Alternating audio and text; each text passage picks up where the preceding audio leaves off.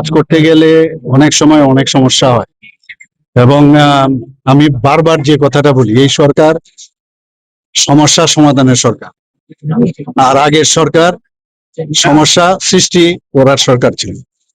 আর কাজ করলে কিছু না কিছু সমস্যা হতেই পারে এবং এগুলো কিন্তু মানুষকে কনফিডেন্সে রেখে করতে হবে। এরকম না ইচ্ছাকৃত, অনেক জিনিস আছে যেগুলো অনিচ্ছাকৃত। তারপরও মনে হলো যে বিষয়গুলো নিয়ে আলোচনা দরকার এবং কিছু জিনিস আছে যেগুলো ইচ্ছে করলে এখনই করে দিতে পারি, আবার কিছু আছে যে কারোর উপর ডিপেন্ড থাকতে হয়। তো এইসব সার্বিক যে বিষয় আছে, যে বিষয়গুলো আপনারা কালকে দেখেছেন, আমরা আলোচনা করেছি এবং আমি নিশ্চিত আমরা কিছু না কিছু একটা সমাধানের রাস্তা আমরা খুঁজবো এবং মানুষের স্বার্থে আমরা কাজ করব।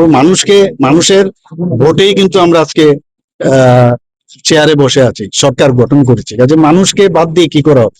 কাজে ওনাদের যে সমস্যা এবং কিভাবে সমাধান করা যায়, আমরা বিরোধীদের কনস্ট্রাকটিভ যে চিন্তা ভাবনা তাকে আমরা সম্মান জানাই, কিন্তু আননেসেসারি যেভাবে ঘোলা দলে ওরা মাছ ধরার চেষ্টা করে তাকে আমরা সমর্থন করি না। এবং মানুষকে খেপিয়ে দেওয়ার যে চেষ্টা, সেটা আমি বলবো যে আমরা অত্যন্ত নিন্দনীয়, এই ধরনের করা উচিত নয়।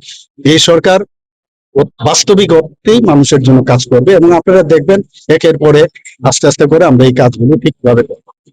সমস্যাটা কি? আমি তো বললাম কালকে, সব বিষয় আমরা দেখছি এবং অতি মানে কম সময়ের মধ্যে এই বিষয়গুলো নিয়ে আমরা আলোচনা করে একটা ফাইনাল একটা ডিসিশন আসবে। আপনারা জানবেন, চিন্তার কোনো কারণ নেই। লং তরাই কাচ্চি ঘানির সর্ষে তেলে টেস্ট, যে খাবে সেই বলবে লং তরাইবে, লং তরাইবে।